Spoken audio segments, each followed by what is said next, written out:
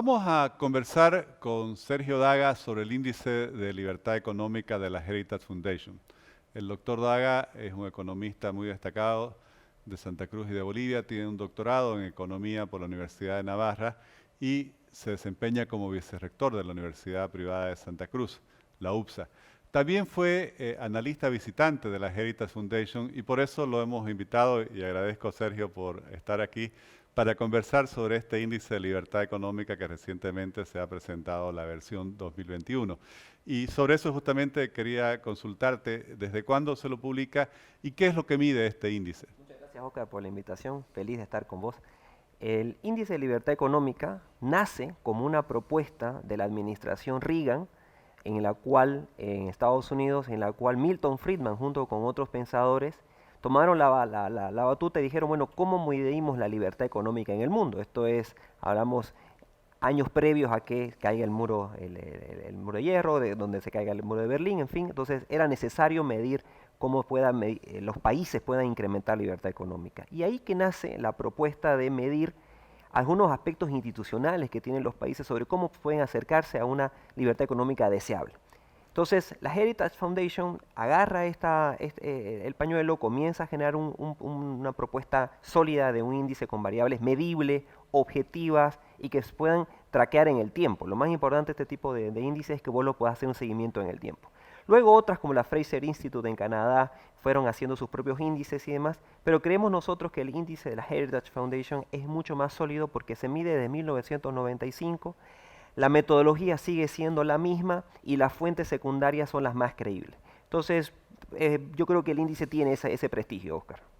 Bueno, ya van más de 2 décadas, nos vamos Así es. acercando a las 3 décadas del índice y claro, en este tipo de información esa continuidad en el tiempo es muy valiosa.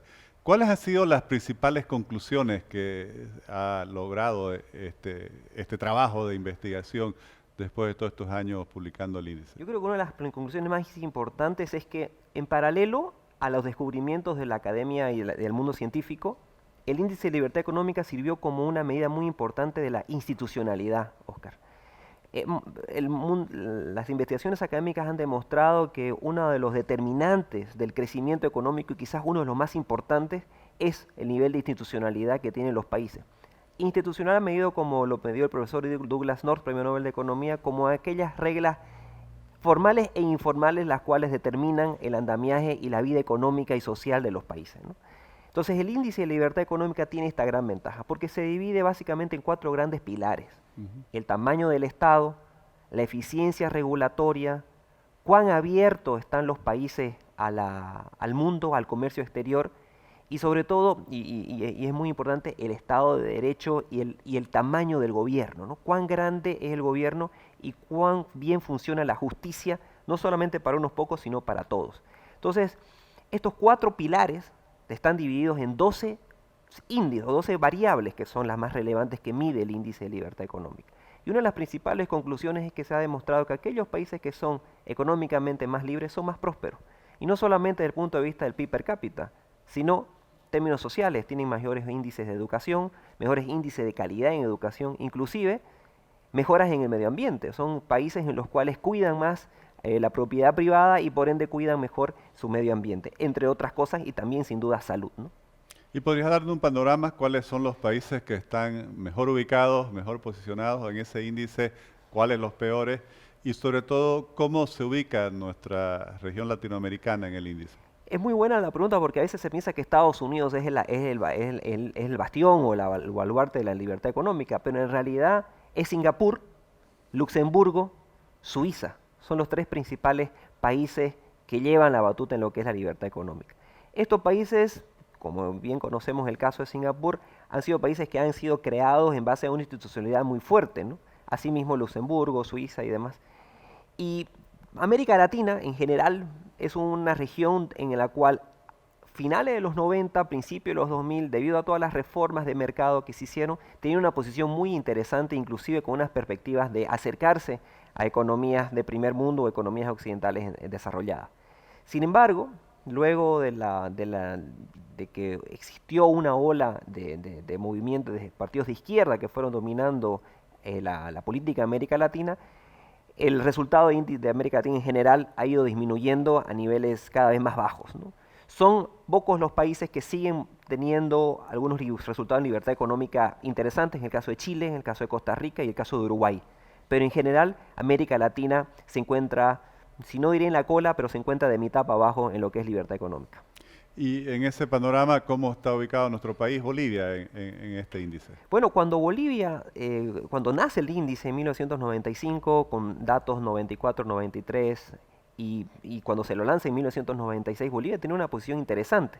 Luego va incrementándose su nivel de libertad económica debido a las reformas de mercado que se fueron realizando, pero a partir del año 2004, 2005, luego a partir del año 2006, con mayor preponderancia, ya la pendiente es de bajada, ¿no? Y no hemos revertido este caso, ¿no? Y si lo tuvieras que detallar esa descripción según los distintos criterios o categorías del índice, ¿dónde estamos mejor o dónde estamos peor? Fundamentalmente Bolivia ha disminuido mucho en lo que es el Estado de Derecho y fundamentalmente en lo que es el índice de corrupción, en lo que es también la facilidad de hacer negocios, la facilidad de atracción de inversión extranjera y sobre todo la rigidez laboral, ¿no? O sea, todos estos 4 o 3 variables que acabo de nombrar fueron determinantes para que sistemáticamente Bolivia tenga una medición cada vez más baja en lo que es el índice. De hecho, hoy día, cualitativamente hablando, Bolivia se encuentra entre los países reprimidos desde el punto de vista de libertad económica.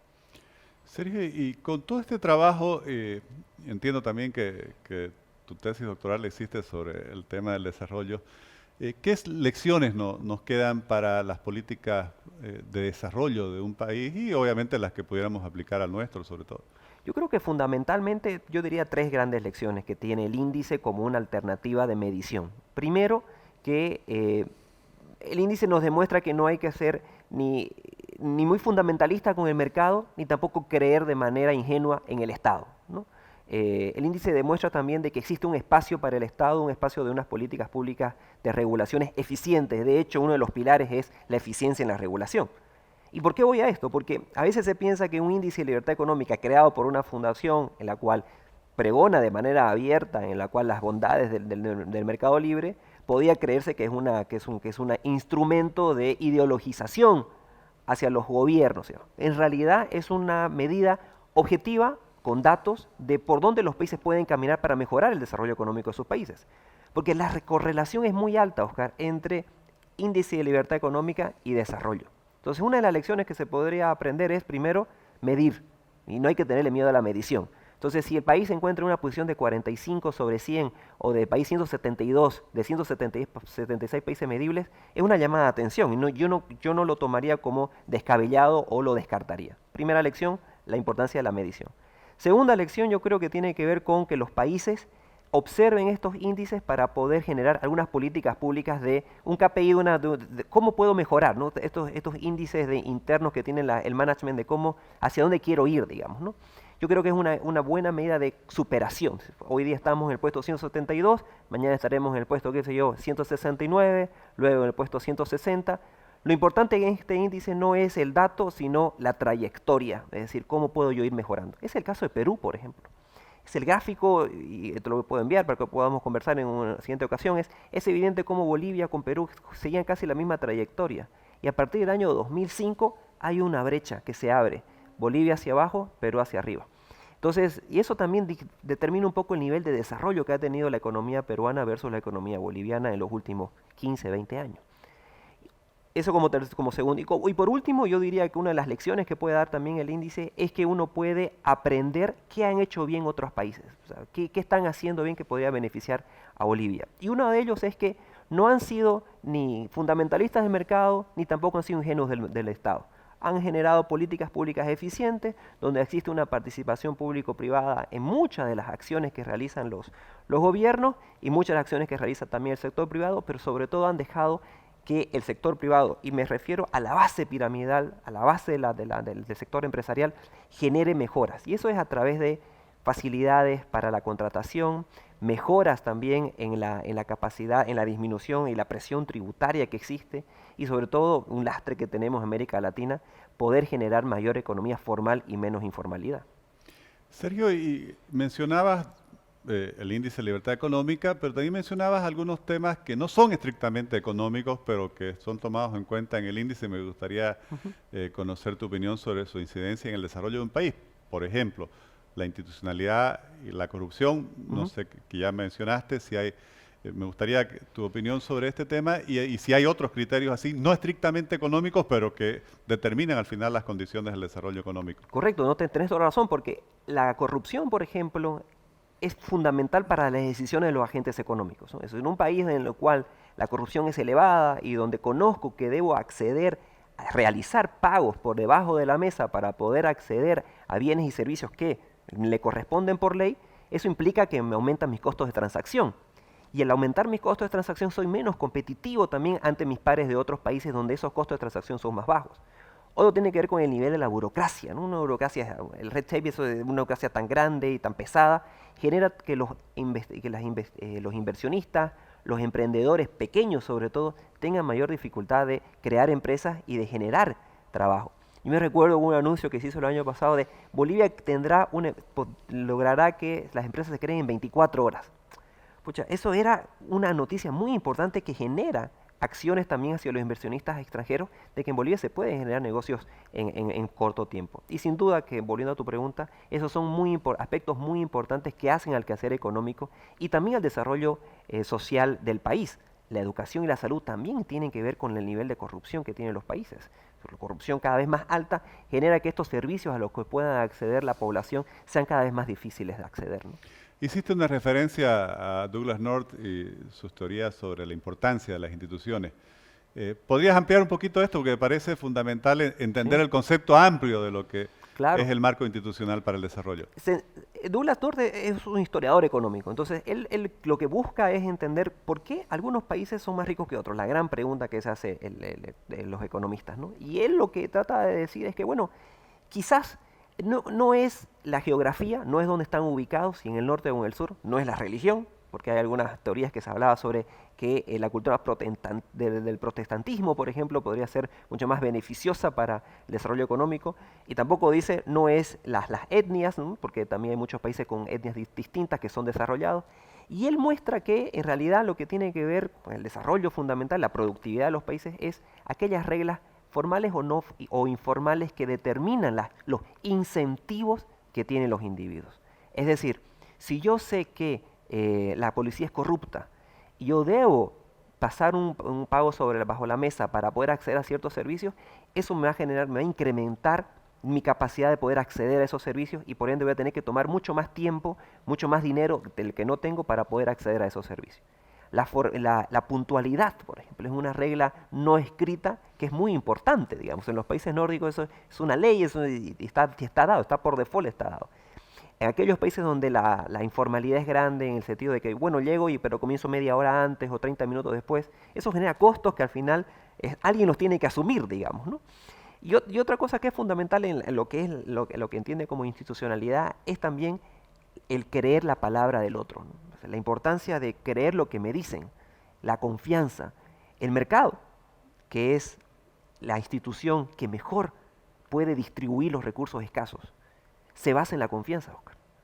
Cuando no existe confianza entre los agentes económicos, accedemos a la resolución de disputas. Y eso es oneroso en cualquier ambiente en el cual nos desenvolvamos.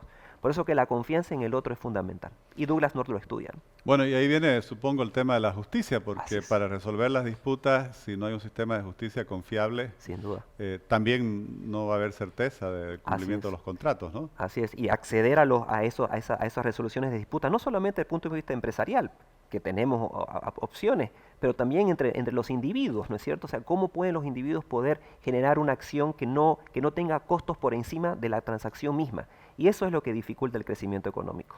O la misma posibilidad de la fe del Estado, el poder confiar que las normas pues van a prevalecer en el tiempo. Independientemente de tu apellido, de tu nombre, de tu color de piel, independientemente de tu grado de educación. Si la ley está hecha justa para todos, no deberíamos tener ninguna de estas características y la discriminación no existiría. Si todas estas cosas estarían muy bien establecidas en el ambiente, en el marco normativo, esto no existiría. De hecho, el mercado funciona siempre en el ambiente del marco legal constituido.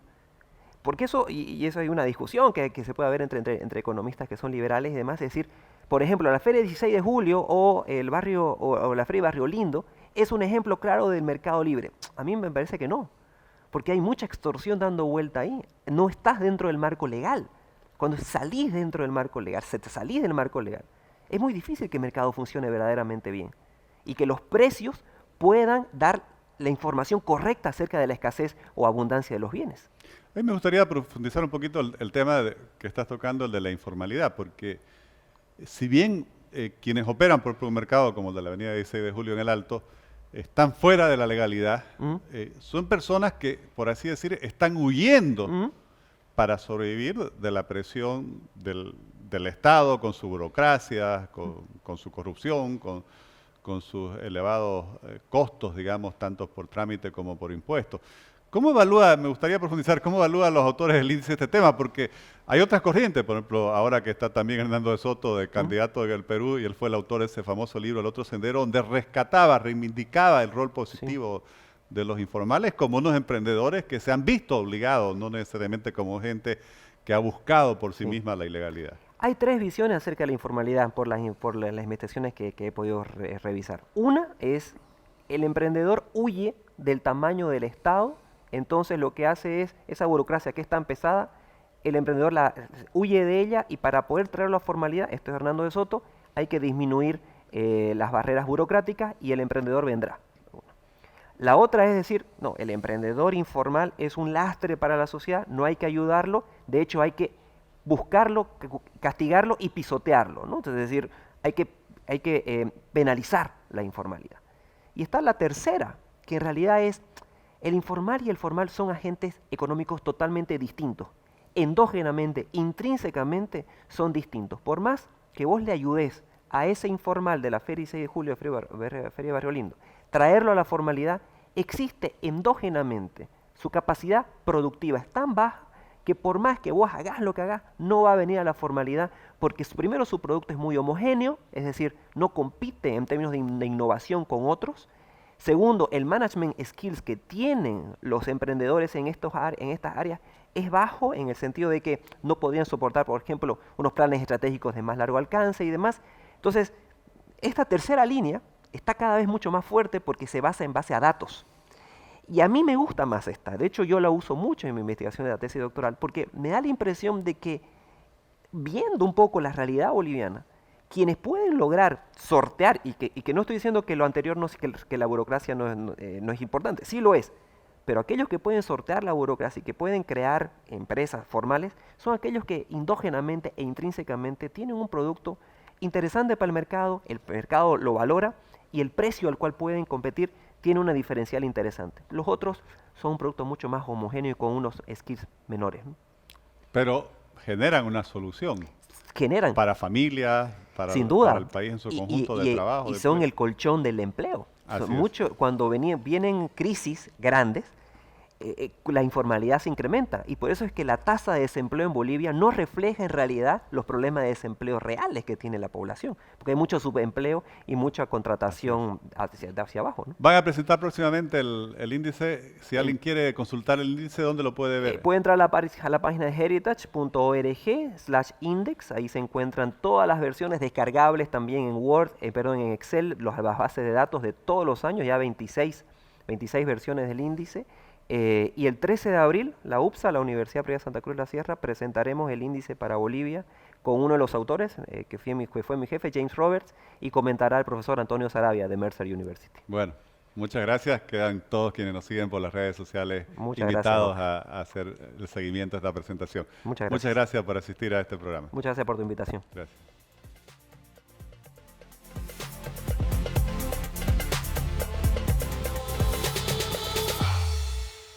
La libertad económica ha demostrado ser la base de la prosperidad y el desarrollo de las naciones.